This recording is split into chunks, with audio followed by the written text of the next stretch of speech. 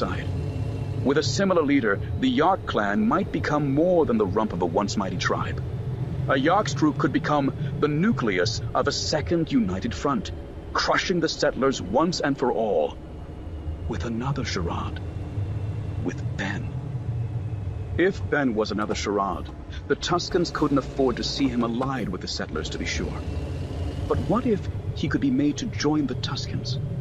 He would have to be compelled. He had already shown violence to her people inside the Oasis store. But compelled how?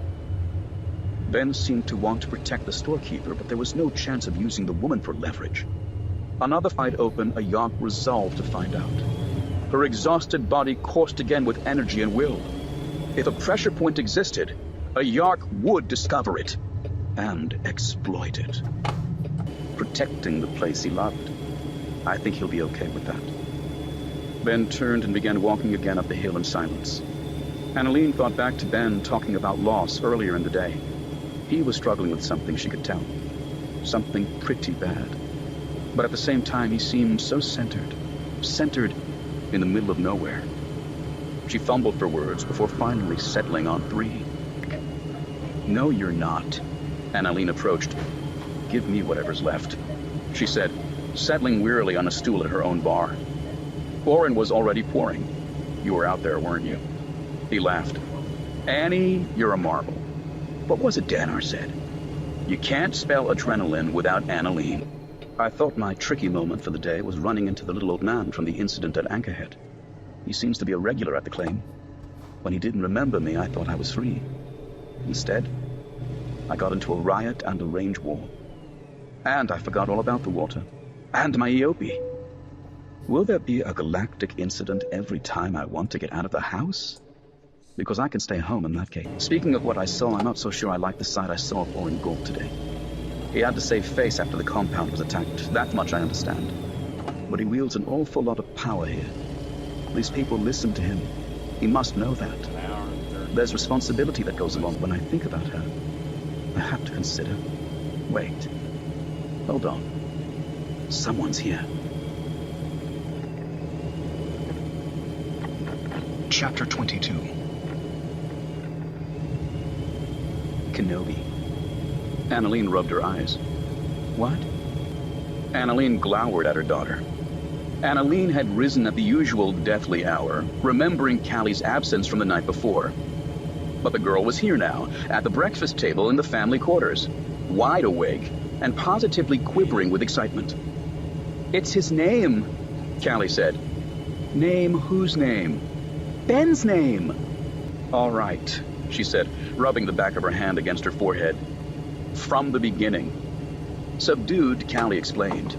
I took the light van out, like you'd said, to get rid of the bodies. I meant we'd get Oren's hands to help do that, not for you to go alone. It was horrible, Mom. The smell was driving the dewbacks berserk, and it wasn't good for me either. Callie's small nose crinkled. Once I got out there, I just unhooked the hover pallet and left it. Believe me, you'll never want to use it again. One more expense. Annalene frowned. And then I swung past Hunter's Gorge, but it was all over by then. The land speeders were leaving, and I saw the two of you heading for Ben's place. I wanted to make sure you were okay. So you followed us? I tried, but your bike was a lot faster than the light van. When I got there, you must have already left. If I was already gone, how did you know you were even at the right place? Stay long, her daughter said. How long? A couple of hours? Annalene gawked. A couple of hours? I need to make sure you weren't in another room, Callie said, smiling meekly. And it got interesting. I don't care how interesting it was, Annalene said. You could have gotten killed out there at night. But I didn't. Annalene shook her head. There was never any good answer to that where her kids were concerned. They'd had the safety argument again and again. A danger survived was no danger at all, to hear them tell it. Moreover, intrusion on this scale was an entirely new entry in the portfolio of her children's misdeeds. And that made the episode all the worse. What made Callie think that was acceptable? Annalene found her chair and let gravity take hold. Callie took her mother's vacant expression as a signal to go on. His name's Kenobi. Someone called him that.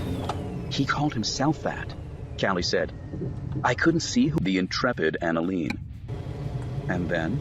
Annalene, Callie said. He heard me, or heard something. I dashed back over the hill to where I'd left the light van. Jabe snorted. Did he come out after you with a big metal cleaver? No, Callie shrugged. Well, if he did, I didn't see. He talked about putting it away, and then he did. Jabe stared. What was it? If I knew that, I would have told you, Callie said. Idiot. Annalene sat, back underneath the spell. And yet, when I think about her, I have to consider. She looked up and sputtered. What in the great pit is that supposed to mean? You sure he didn't say any more? Any more about you mean? Callie! No, Callie said, leaning dejectedly with her elbow against the table. And he didn't say anything at all about me. Jabe smirked. The ingratitude. After you let him save you and all. Callie grumbled. Yeah. Annalene struggled to take it all in. And you say there was no one else there? I don't think there was, but I don't know. Annalene thought.